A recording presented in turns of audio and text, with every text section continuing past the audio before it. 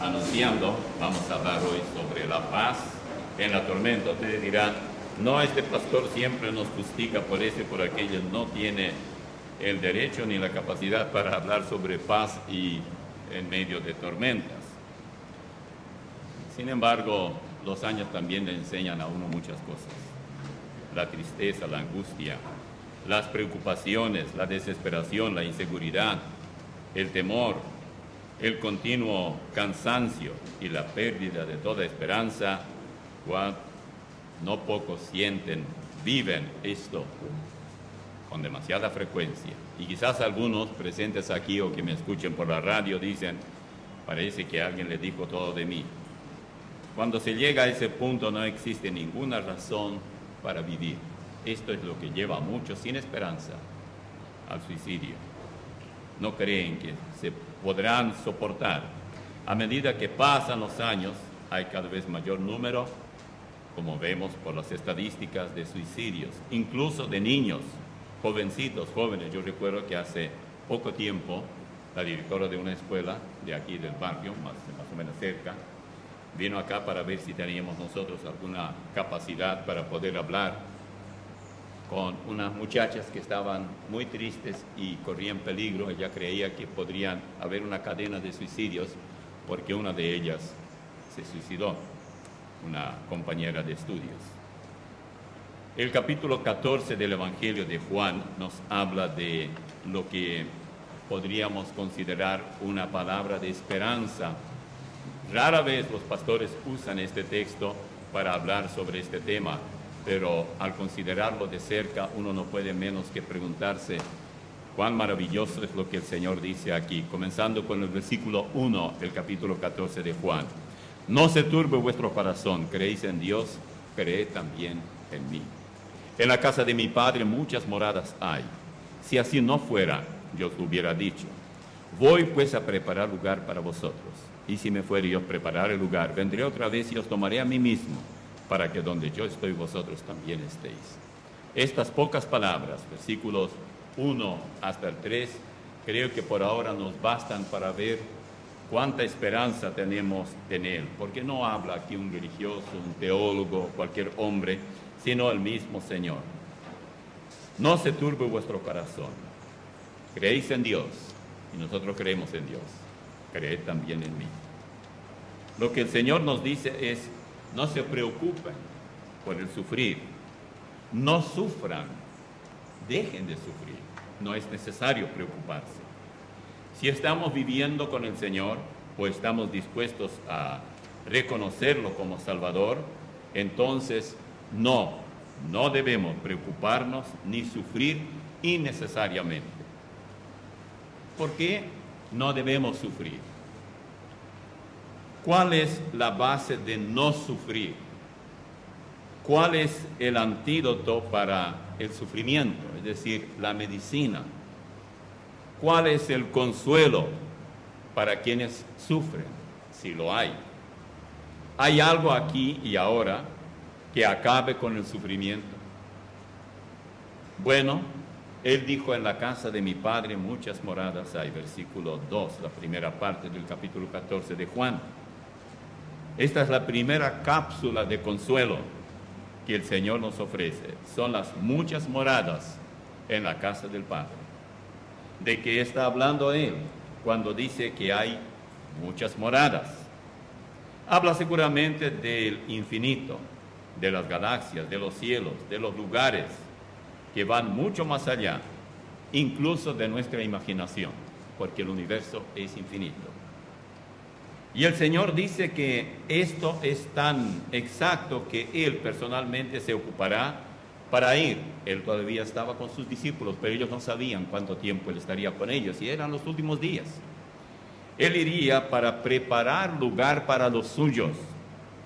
Esos suyos son todos los redimidos, todos los salvos por la fe en Cristo, todos aquellos que creyeron en Él, creyeron en Cristo Jesús.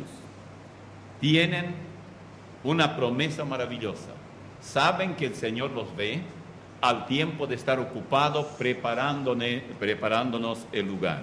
Él dice también, y si me fuere y os prepararé el lugar, vendré otra vez y os tomaré a mí mismo, para que donde yo estoy, vosotros también estéis. Esto en el versículo 3. Lo primero que llama la atención de este texto es cuando él dice, para que donde yo estoy, porque mientras él estaba con ellos, también llenaba el cielo. Porque alguien preguntaría, si él se fue a preparar lugar para los suyos, entonces, ¿cómo está aquí? Alguien dijo cierta vez que el pastor visitó a una dama muy pobre que tenía algunas gallinas y algo así. Y dijo, hermana, ¿por qué usted no viene a la iglesia? Es que mira, tengo estas pocas aves aquí, tienen que cuidarlas y que el ladrón no venga a robarlas. Y él le dijo, hermana, el Señor se ocupará de cuidarlas. Y el domingo el pastor salió y comienza con las palabras, el Señor está aquí. Ella se levantó, dije, ¿cómo me está cuidando las gallinas si está aquí? Y al rato se levantó y desapareció rápidamente, porque si está aquí, claro que no está allá. Es muy interesante cómo él expresa aquí. Si me fuere a preparar el lugar, vendré otra vez y os tomaré a mí mismo para que donde yo estoy, vosotros también estéis. Gramaticalmente es un error aquí. A menos que él sea Dios, a menos que él tenga atributos divinos, lo que es cierto. Él estaba en el cielo en el momento de hablar con ellos, y estaba con ellos. Ellos estaban con él, pero no estaban después. Ellos estaban totalmente limitados. Algunos piensan que el Señor Jesús, cuando estuvo en la tierra, no pudo en el mismo tiempo tener dominio sobre el cielo, pero eso no es cierto. Él nunca dejó de ser Dios, aun cuando sí llegó a ser 100% hombre, y siempre fue 100% Dios. Este atributo divino de la omnipresencia, Él conservó antes de encarnarse, durante su encarnación, y ahora Él está presente por doquiera. María no, los santos no, nosotros no. Nadie puede contar con estos atributos, pero Él sí. Permítanme hacerles ir a otro versículo muy interesante para demostrar eso, cuán cierto es que Él es omnipresente y lo fue siempre, y también omnisciente, es decir, Él sabía siempre todas las cosas y veía a la gente muy a distancia. Noten lo que dice en Juan 1, 48 y 49, si quieren anotar. Si quieren ir anotando y diciendo, el Señor es Dios, o algo así, pongan lo que ustedes quieran. Le dijo Natanael, ¿de dónde me conoces? Respondió Jesús y le dijo, antes que Felipe te llamara, cuando estabas debajo de la higuera te vi. Respondió Natanael y le dijo, Rabí, tú eres el Hijo de Dios, tú eres el Rey de Israel. ¿Qué cosa? Otro siervo del Señor habló a Natanael. No dice a qué distancia estaba, pero estaba muy lejos de donde estaba el Señor. Y él estaba allí sentado, Natanael, y ¿cómo me conoces?, le pregunta Natanael. Y él dice, antes de que te llamara Felipe, yo te vi allí. Rabí, ¿de dónde me conoces? Esto nos hace ver que el Señor nos ve en todo momento, en cualquier lugar. En Juan capítulo 2, versículos 23 al 25, estando en Jerusalén en la fiesta de la Pascua, muchos creyeron en su nombre, viendo las señales que hacía. Pero Jesús mismo no se fiaba de ellos, porque conocía a todos. Y no tenía necesidad de que nadie le diese testimonio del hombre, pues él sabía lo que había en el hombre. Muchas veces he pensado en este texto. Estando delante de él, Jesús veía a la persona, era totalmente la persona transparente ante él. Era imposible guardar cualquier secreto de él. Él leía lo que yo pensaba. Él sabía quién era y no necesitaba estar delante de él para que me mirara en los ojos o yo le mirara. Él simplemente me conocía. En Juan 11, donde se habla acerca de la resurrección de Lázaro, vean ustedes los versículos 11 al 16. Dicho esto les dijo después, nuestro amigo Lázaro duerme, mas voy para despertarle. Ahora Jesús todavía no sabía nada, es decir, nadie le había dicho nada de Lázaro. Dijeron entonces los discípulos, sus discípulos, Señor, si duerme sanará. Pero Jesús decía esto de la muerte de Lázaro, y ellos pensaron que hablaba del reposar del sueño. Entonces Jesús les dijo claramente, Lázaro ha muerto, y me alegro por vosotros de no haber estado allí, para que creáis, mas vamos a él. Dijo entonces Tomás, llamado Dídimo, a sus condiscípulos, vamos también nosotros, para que muramos con él. Esto está en Juan 11:11 en adelante. En el caso de Juan 1:48, Jesús sorprende a Natanael cuando le dice que lo vio debajo de la higuera, antes que Felipe lo llamara. Jesús no le dijo que él lo vio debajo de un árbol, hasta vio en la especie del árbol, sino dijo claramente qué clase de árbol era. Era una planta de higuera. Esto sorprendió profundamente a Natanael. Y en este caso de Lázaro vemos algo muy parecido. Muy a distancia, Jesús sabe lo que está pasando con un amigo suyo. Pensemos en él y en nosotros. Yo sé que hay muchos aquí. No hace falta ser un adivino y no hace falta escuchar a nadie para darse cuenta el dolor que están atravesando muchos hermanos nuestros. Me voy a dirigir a la hermana, a cualquier hermana. ¿Te parece que el Señor no ve tus lágrimas cuando lloras por causa de la terquedad y rebeldía de tu hija? ¿O no te pasa esto? ¿No crees que Él ve tus lágrimas cuando entre trabajo y trabajo en tu casa sollozas pensando en tu hija por dónde anda? Algún día el Señor te dirá, no dejes de llorar si es necesario. Yo vi tus lágrimas, yo estuve a tu lado, yo sentí tu dolor. Yo protegí a tu hija rebelde, yo le puse barreras en respuesta a tus lágrimas, aunque no dijiste palabra, pero tus lágrimas, tu rostro humedecido por tus lágrimas, me dijo todo. Te vi tendiendo las camas, lavando y planchando la ropa, preparando los alimentos. Sí, hija mía, yo te vi allí, tu corazón angustiado. Yo te vi también cuando tu esposo te insultó, oí sus palabras una y otra vez, cuando te trató como si fueras una inútil, una mujer de la calle, ridiculizó todo lo que haces, te despojó de tu dignidad y tú no te preguntabas, ¿dónde está el Señor? Y yo te digo hoy, hija mía, cuando doblas tus rodillas para clamar a mí, yo ya sé todo cuanto tienes, todo cuanto me vas a decir. Y la respuesta ya va. Pero tú no siempre te diste cuenta de que mi respuesta era paz con la cual llené tu corazón. Eso era todo lo que necesitabas en medio de tu tormento. Sabes, hija mía, la súplica es tuya, pero la respuesta es mía.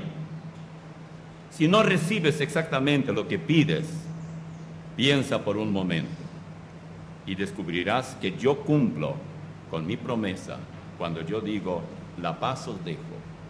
Mi paz os doy. Yo no os la doy como el mundo la da. No se turbe vuestro corazón, ni tenga miedo. Juan 14:27, el mismo capítulo de Juan, pero el versículo 27. El Señor le dijo a Natanael, cuando estabas debajo de la higuera, te vi. Seguramente que esa planta tal vez le proporcionaba un poco de sombra y por eso estuvo allí. Natanael, claro, deseaba y necesitaba descanso.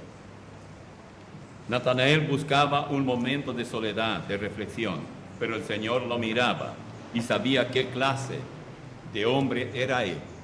Era íntegro. ¿Sabe, mi estimado hermano o hermana? ¿Estás debajo de alguna carga? de carácter doloroso porque sufres alguna enfermedad, estás preocupada o preocupado, estás bajo la pesada carga de preocupaciones porque tu esposo tal vez pierde el trabajo y tú no sabes qué será de ustedes, te preocupas. ¿Recuerdas a alguien que preocupándose haya resuelto siquiera un problema? Nunca olvides que mucho antes de que tú sientas el impacto de la carga que llevas en tu vida, el Señor no solamente conoce y siente contigo la carga, sino que Él la lleva contigo. Mi yugo es fácil y ligera mi carga. Llevad mi yugo sobre vosotros. Siempre pienso en eso. Sé que muchos de los jóvenes y niños no saben lo que es un yugo. ¿Y qué es el llevar con uno? Él no dice sacaré el yugo para que no lo tengas. Lo que dice es que yo voy a llevar contigo y la carga pesada yo la voy a cargar. Tú solamente caminarás al lado mío. Yo cargo con todo. Lo que ocurre es que la solución divina no siempre es exactamente lo que pedimos. Tal vez tu pequeña hijita o hijito no se recupere, está muy enfermo o enferma y estás pensando, ¿qué sucederá?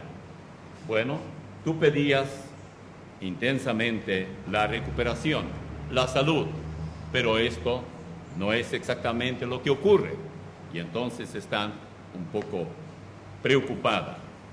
Pide otra cosa, no pidas específicamente tal o cual cosa. Pide paz, ocurra lo que ocurra.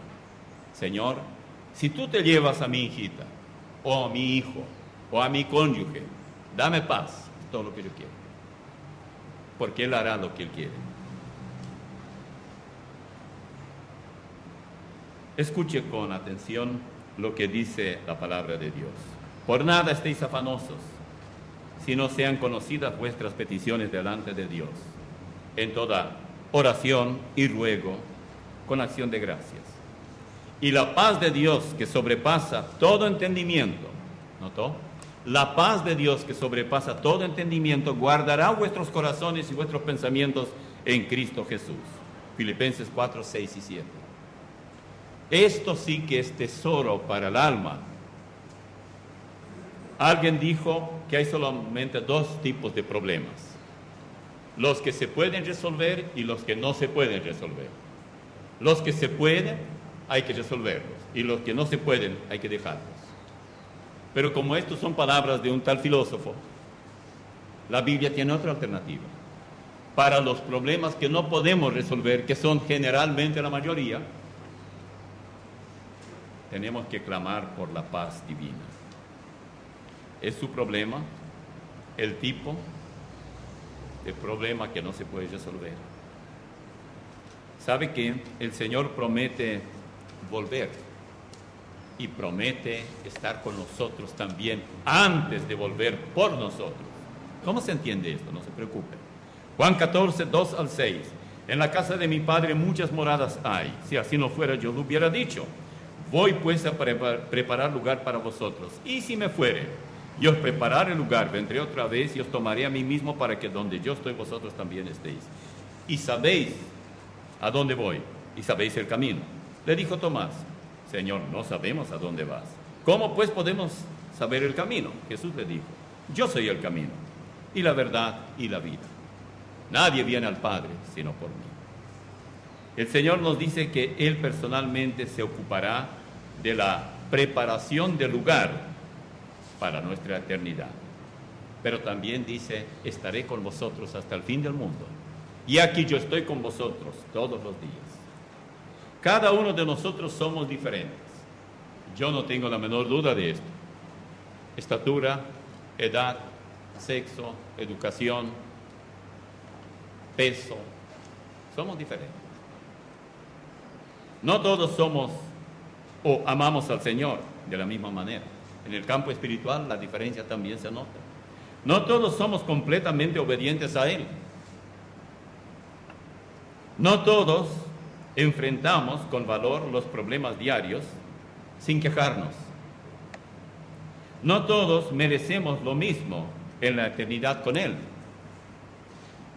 No todos hemos tenido las mismas oportunidades y responsabilidades aquí en la tierra.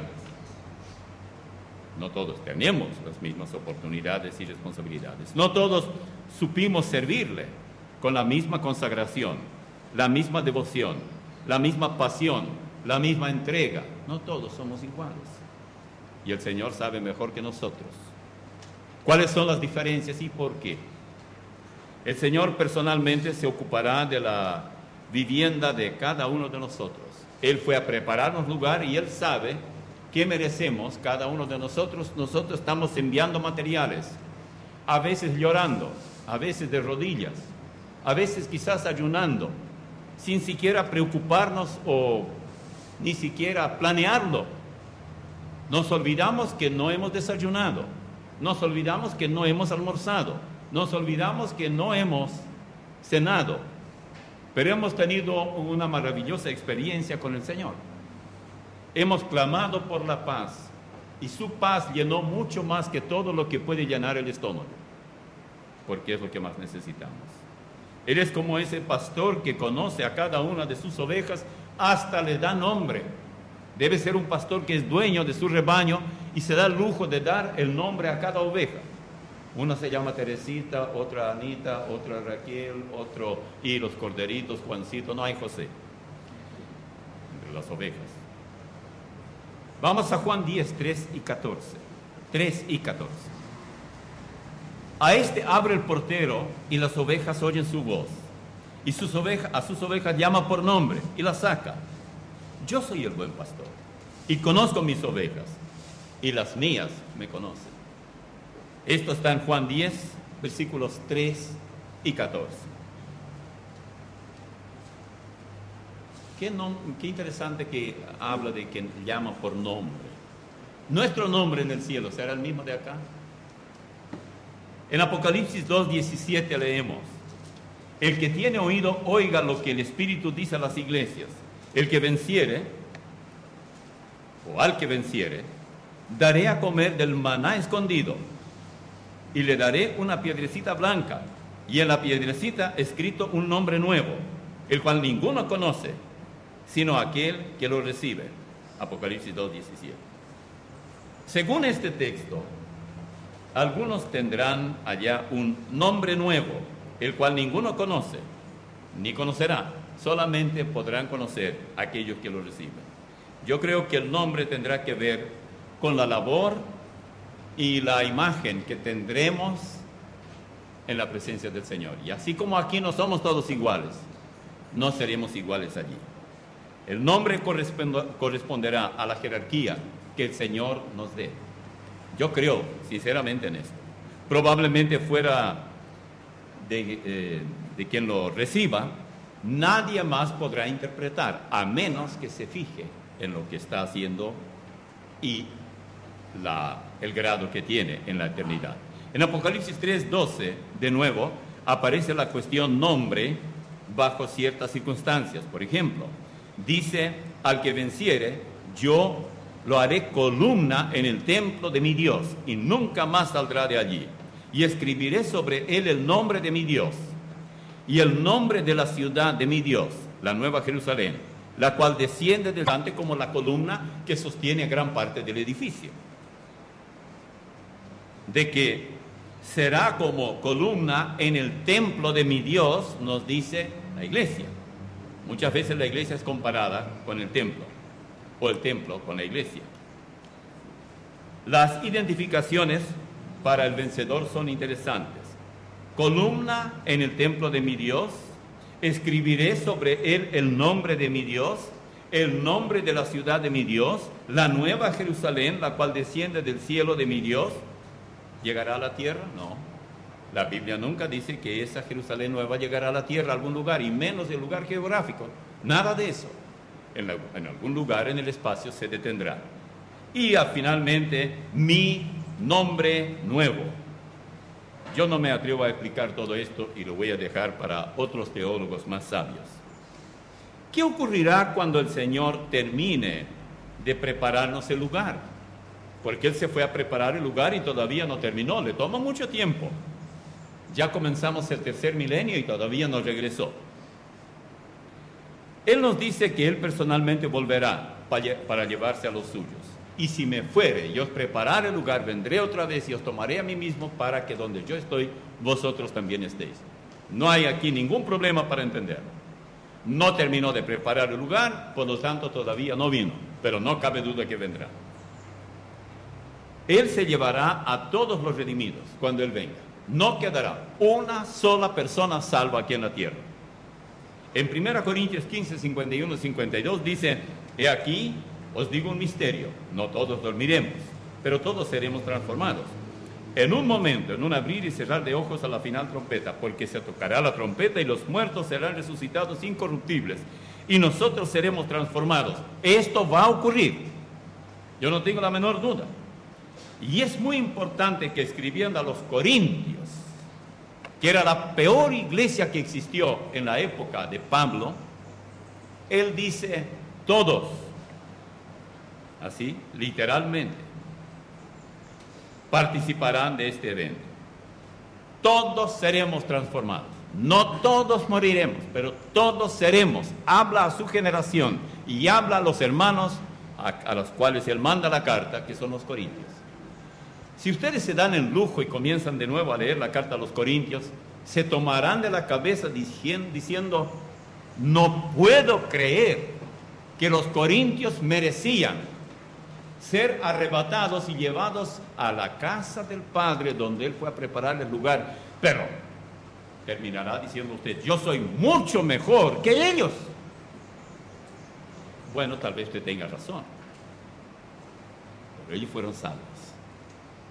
Aquí queda hecho pedazo la cuestión de: irán en el rapto solamente los santificados, los especialmente santos. Y hay quienes todavía se atrevan a decir: es que ya ni pecan más. Y hay algunos que dicen: yo ya no peco más. Bueno, si no pecó ayer, pecó con lo que dijo, porque la Biblia dice que nosotros somos pecadores.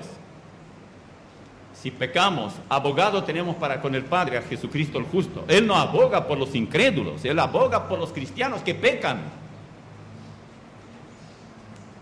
Qué maravilloso va a ser ese momento cuando Él termine de preparar el lugar, porque en el momento Dios el Padre le dirá: hijo, anda, busca a tu querida esposa.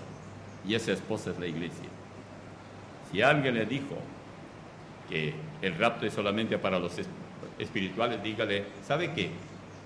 Si usted no es mentiroso, ahora se convirtió en uno de ellos. No hay noticias más alentadoras que el regreso del Señor. Hay unas cuantas cosas que tenemos que saber acerca de la doctrina del regreso de Él y de la partida nuestra. Yo a veces pienso: ¿por qué hay tantos cristianos que sistemáticamente niegan el arrebatamiento de la iglesia?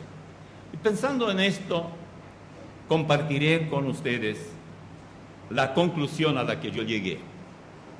Primero, con negar el arrebatamiento de la iglesia, el cristiano queda totalmente confundido con toda la enseñanza bíblica sobre las profecías relacionadas con el futuro juicio de Dios. El pueblo de Israel, el lugar de la iglesia, el milenio, la gran tribulación y el juicio, tanto ante el tribunal de Cristo como también ante el gran trono blanco. Todo este plan es imposible componer. A usted le faltan piezas en el rompecabezas de las profecías bíblicas que nunca las podrá completar, a menos que acepte literalmente el arrebatamiento de la iglesia. Segundo, nunca olvide que si usted es cristiano, porque recibió a Jesucristo como su Salvador, usted definitivamente participará en el arrebatamiento. Usted no podrá no ser arrebatado, porque la cuestión de ser arrebatado no depende de usted una vez que es cristiano, sino del que lo hará. Usted será arrebatado no porque usted quiere, usted será arrebatado porque Él se lo dijo.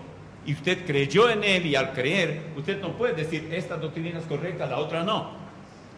Todo lo que dice su palabra es verdad, es inspiración divina. El arrebatamiento es tan inspiración divina como también el advenimiento de Él en cuerpo con su iglesia a la tierra. Todo esto es inspiración divina. En tercer lugar, el arrebatamiento debe servirnos no tanto para preocuparnos como para alentarnos. Si usted dice, ay, me asusta el arrebatamiento, ojalá no venga hoy porque tengo pendiente un pecado con el cual no acabé. No hay motivo para preocupación. Aún un poco sucio usted dirá igual. ¿Y qué pasará en el transcurso de aquí hasta el cielo? ¿Me limpiaré? No se preocupe de esto, pero permítame leerle lo que dice el pasaje paralelo de 1 Corintios, pero en 1 Tesalonicenses 4, 16 al 18, y especialmente el versículo 18, porque el otro es repetición. Porque el Señor mismo con voz de mando y con voz de arcángel y con trompeta de Dios descenderá del cielo, y los muertos en Cristo resucitarán primero. Luego nosotros los que vivimos y hayamos quedado, seremos arrebatados juntamente con ellos en las nubes para recibir al Señor en el aire, y así estaremos siempre con el Señor. Y oiga el versículo 18. Por tanto, alentaos los unos a los otros con estas palabras. Permítanme cambiar. ¿Notó usted lo que dice allí? Dice que los cristianos deben hallar aliento, animarse por el arrebatamiento y no asustarse, no preocuparse. Yo recuerdo que cuando era niño, bueno, en primer lugar, no sé quién inventó, los teólogos eran niños todos en casa, éramos chicos y éramos un año de diferencia del uno al otro. Cuando llegó el Evangelio, alguien comenzó a decir que de los 7 años para arriba, uno ya es culpable. Y yo tenía 6. Ay, cómo quería quedarme en 6, porque no quería tener 7 para ser ya culpable. Como era bastante bandido, lo fui siempre. Entonces dije, pero no ahora. Entonces, yo no quería tener 7 años. Me asustaba la sola idea que ya voy a ser culpable a partir de allí en adelante. Bueno, ¿quiénes eran los teólogos? Algunos hermanitos míos menores y otros un poco mayores, eran tan tontos como yo. Estoy hablando del pasado, por favor. Esto tiene que animarnos.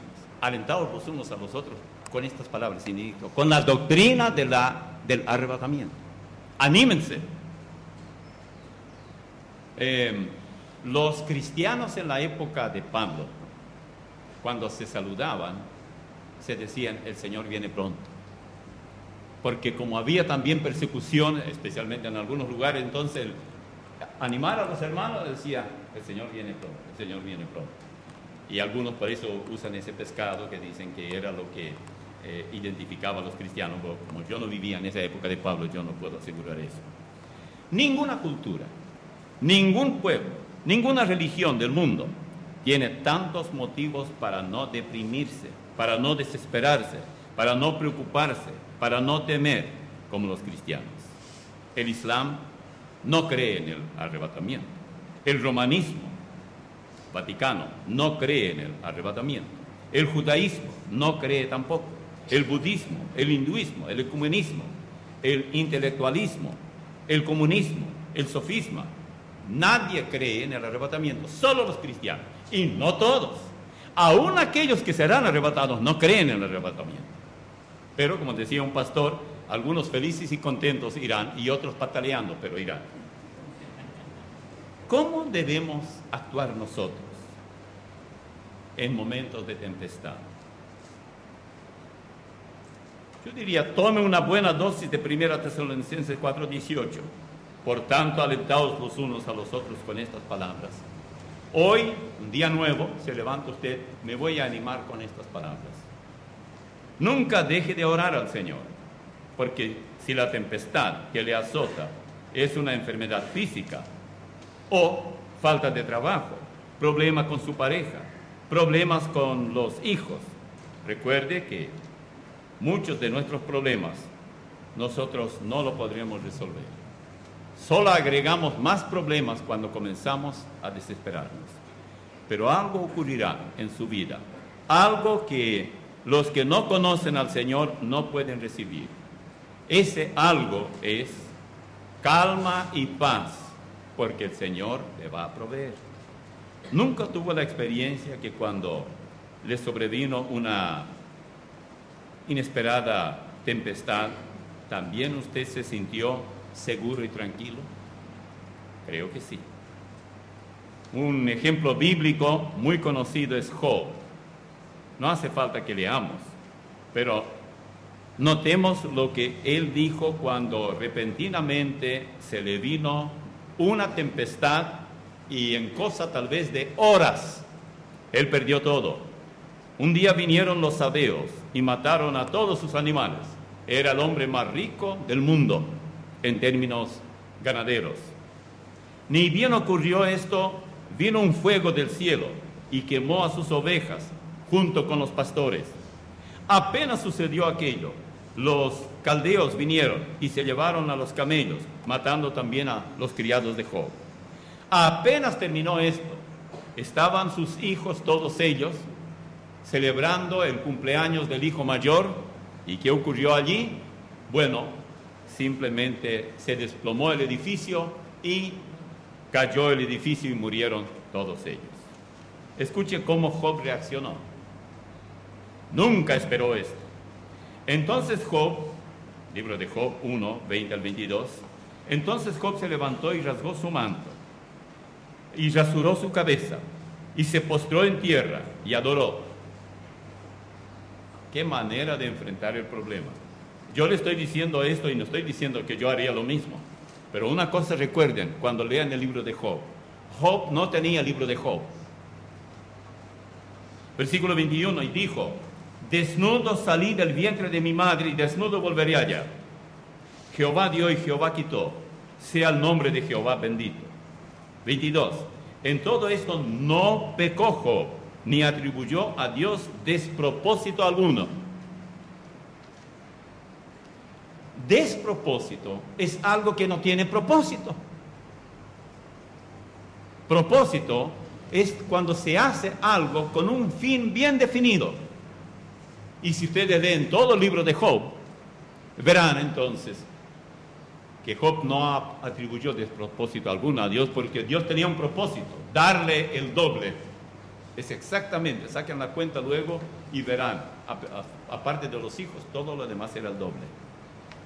Barbara Johnson, una mujer muy sufrida, cuyos libros me gustaría mucho que todos ustedes leyeran, se puso a escribir unos pensamientos verdaderamente inspiradores. Yo le voy a dar algunos.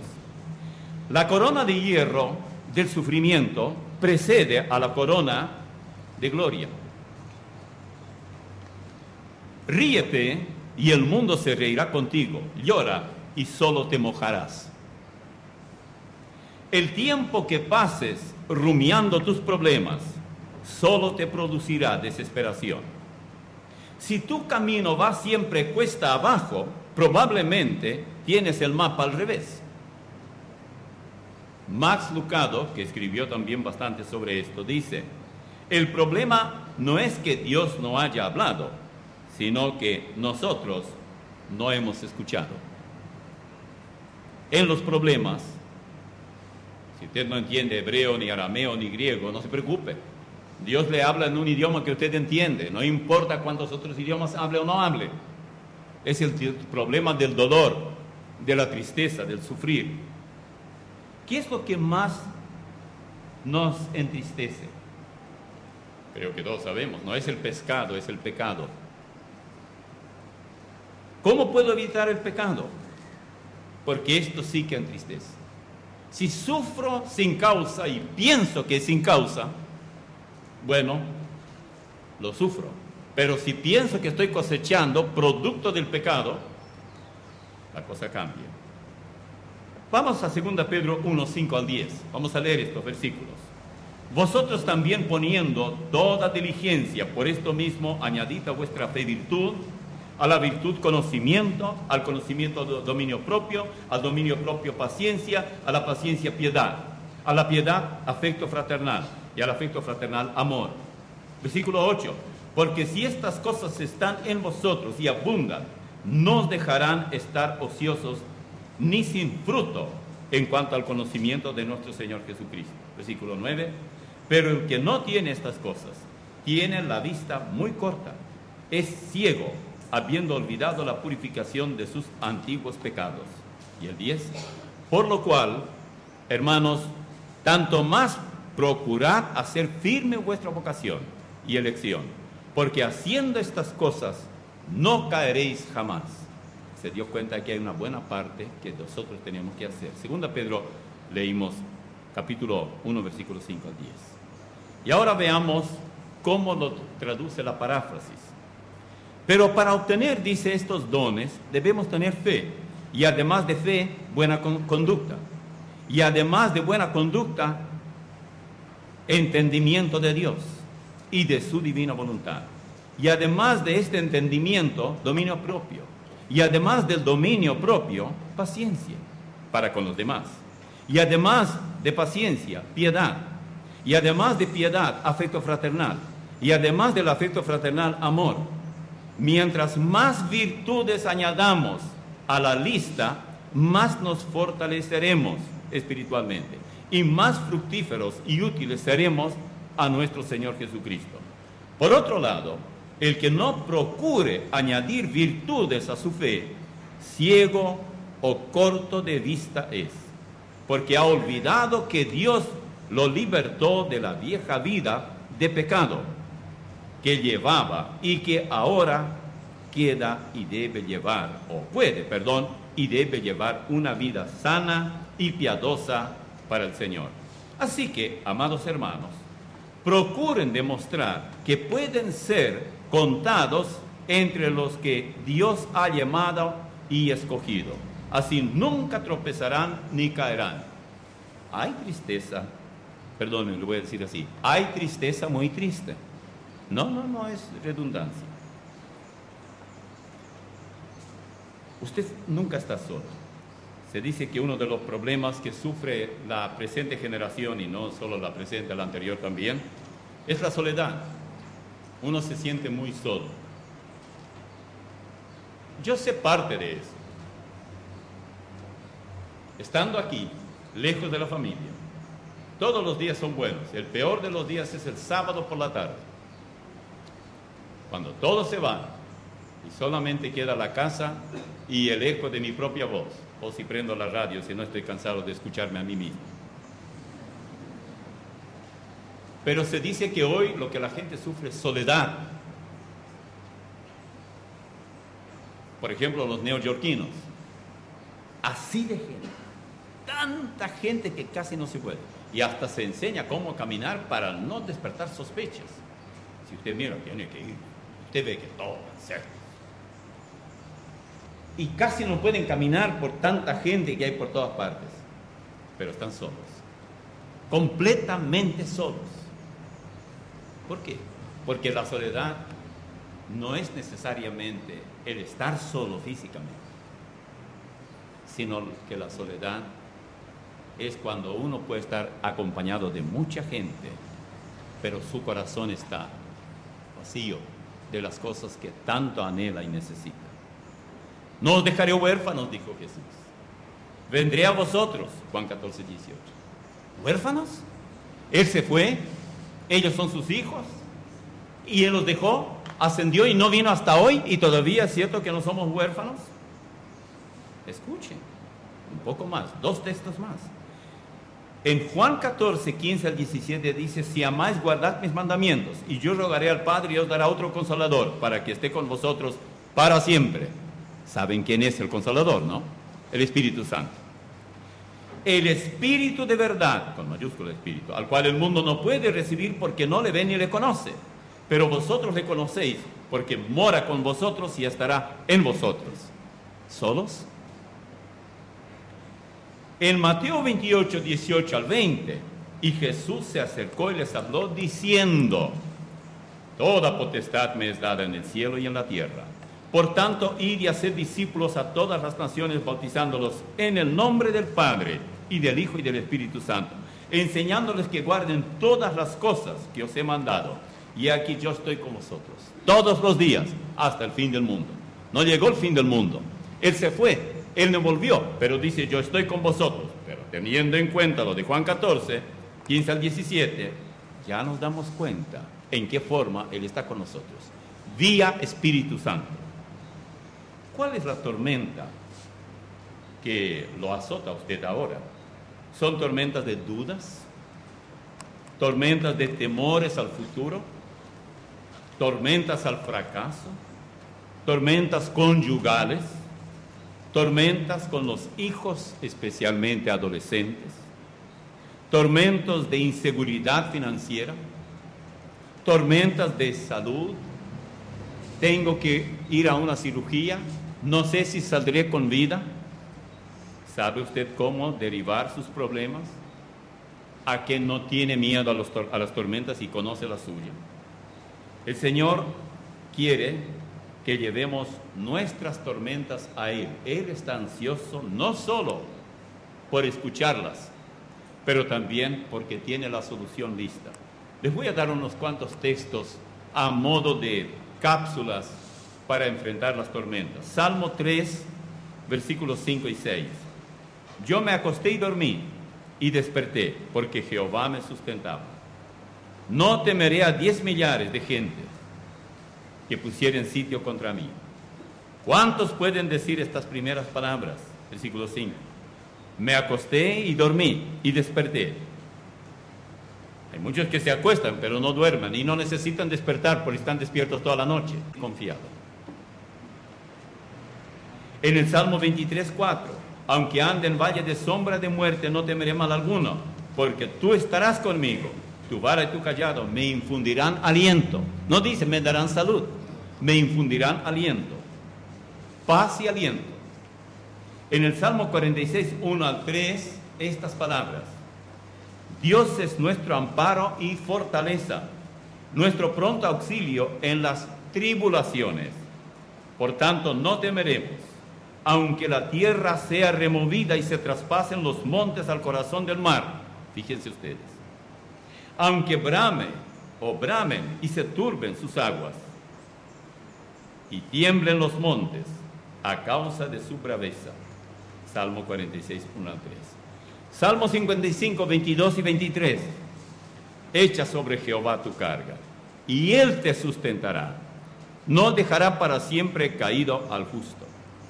Creo que le di el ejemplo de esta dama que vivía en un lugar, en un barrio de Nueva York muy peligroso.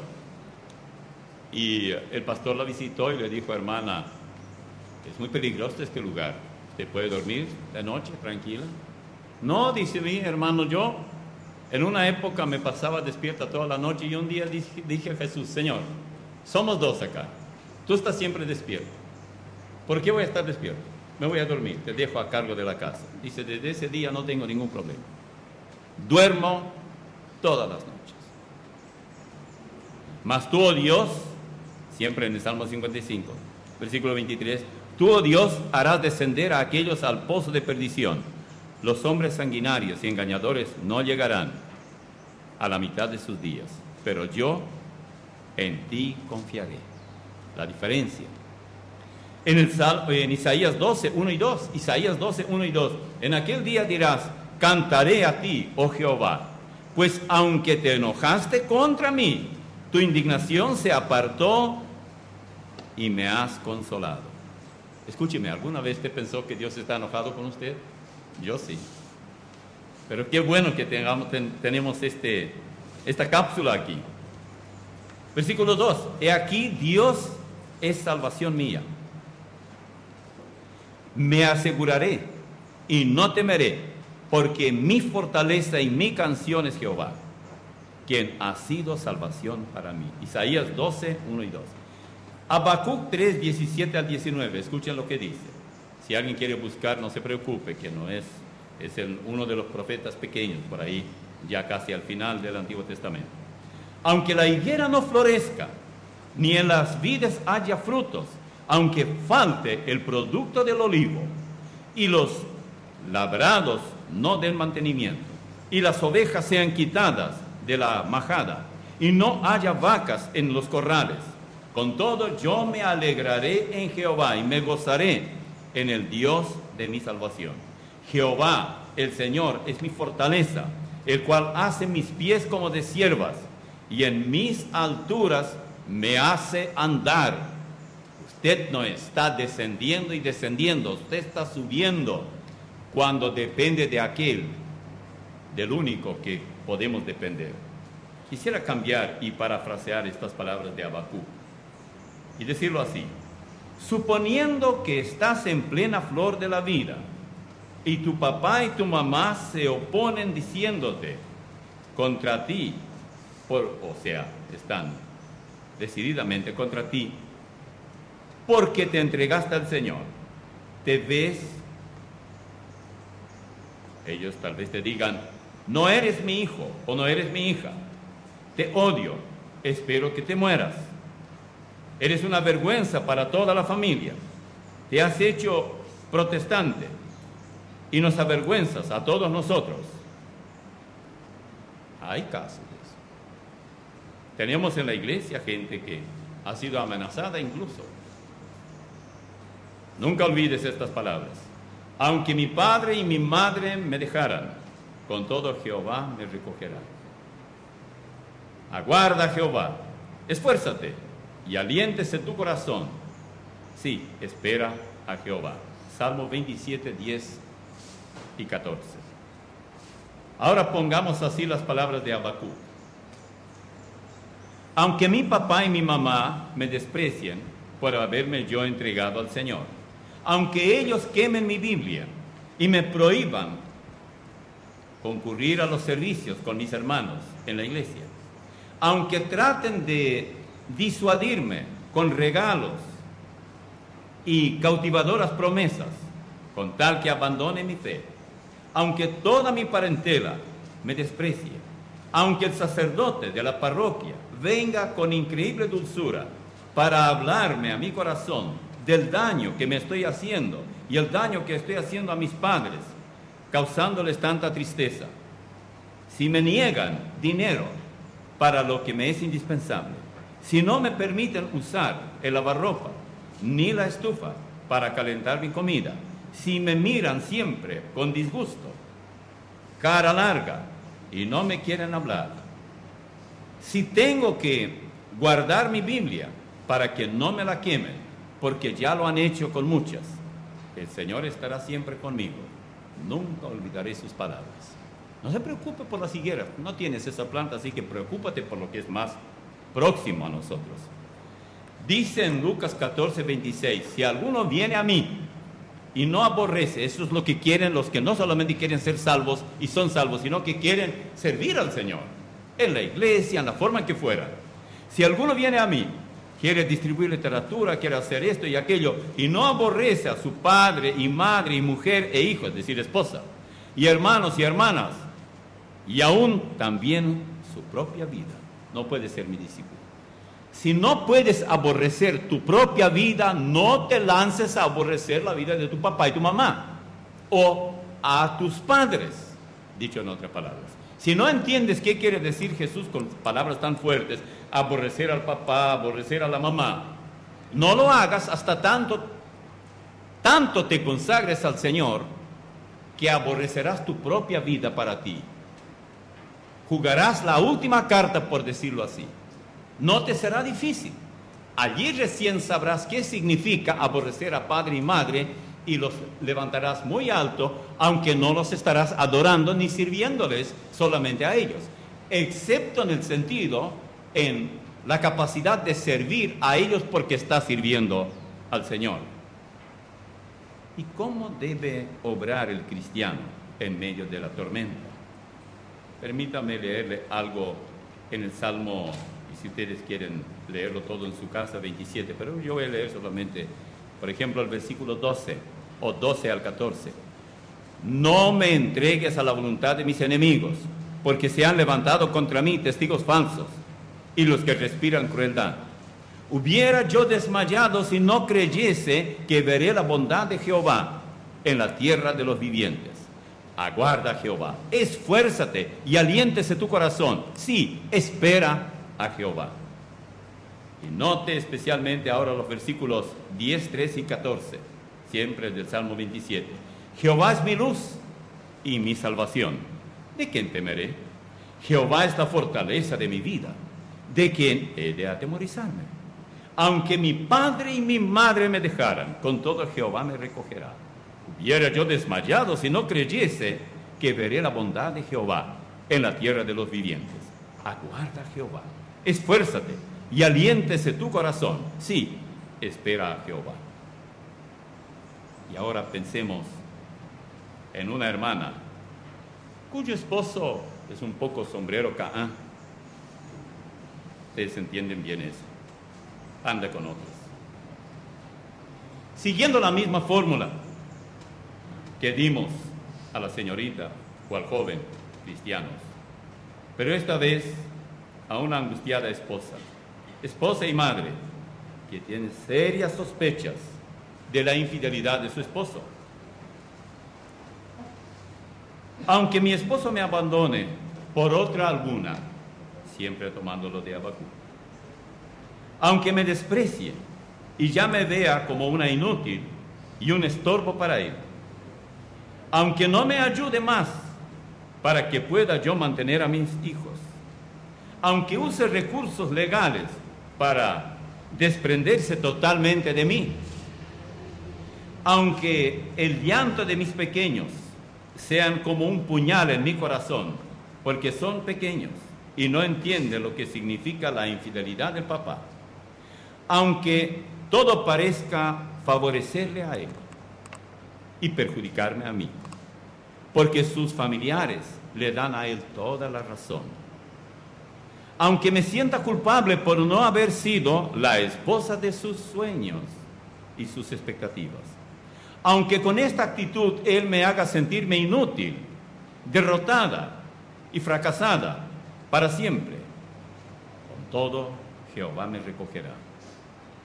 Y su presencia, su consuelo, su paciencia, su perdón, su compañía, su fortalecimiento, sus provisiones, todo esto vale mucho más que lo que me pudo haber dado un hombre llamado esposo. Dígale al Señor, he aquí lo que escribió Asaf, uno de los salmos, 73, versículos 21 al 28. Se llenó de amargura mi alma, y en mi corazón sentía punzadas, puñales. Tan torpe era yo que no entendía, era como una bestia delante de ti. Con todo yo siempre estuve contigo. Me tomaste de la mano derecha. Me has guiado según tu consejo y después me recibirás en gloria. ¿A quién tengo yo en los cielos sino a ti? Y fuera de ti nada deseo en la tierra. Mi carne y mi corazón desfallecen, mas la roca de mi corazón y mi porción es Dios para siempre. Porque aquí los que se alejan de ti perecerán. Tú destruirás a todo aquel que de ti se aparta. Pero en cuanto a mí, el acercarme a Dios es el bien.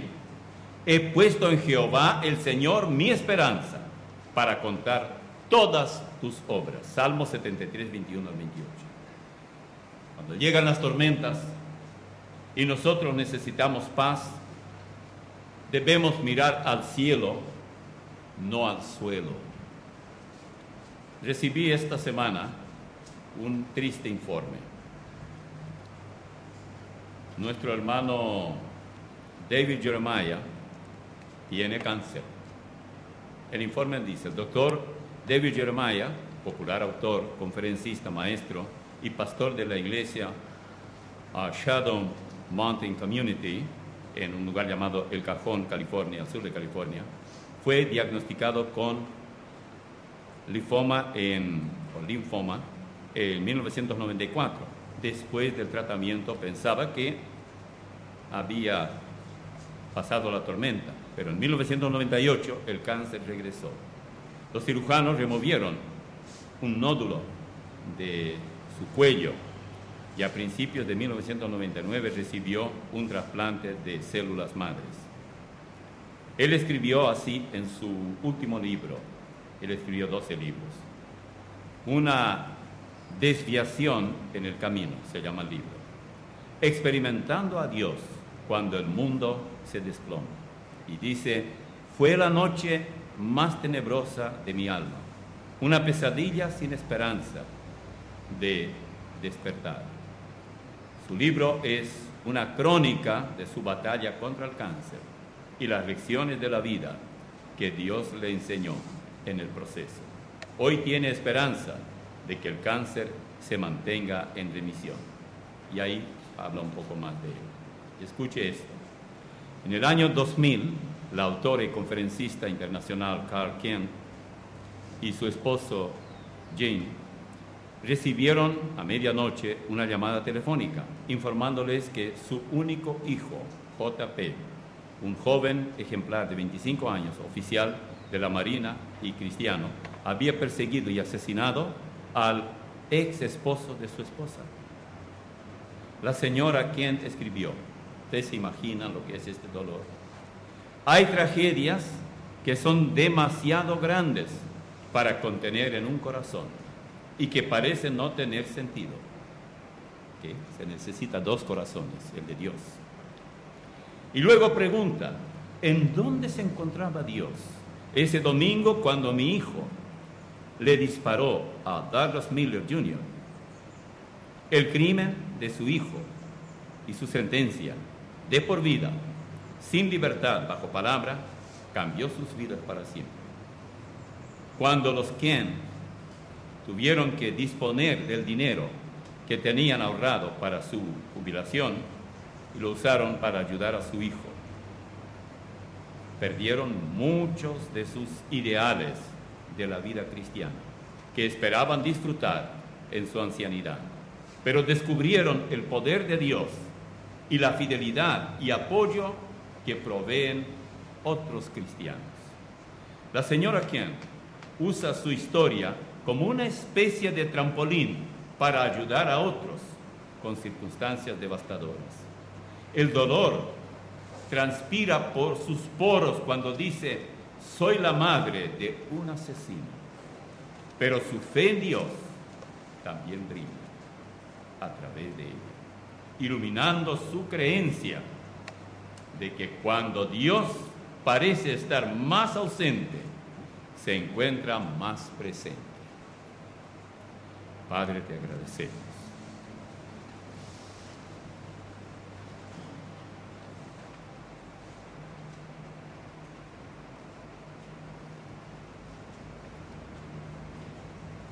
Gracias te damos. Tu palabra.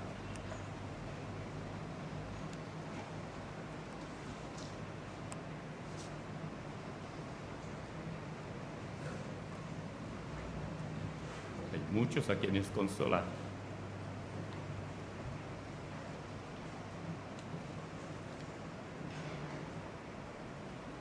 Hay muchos corazones doloridos. Hay mucho llanto.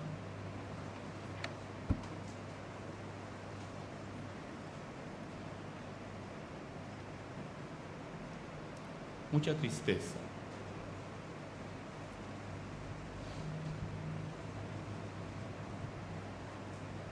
Pedimos consuelo, tú lo tienes.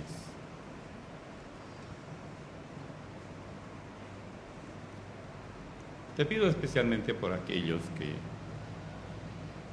sufren a punto de desmayar.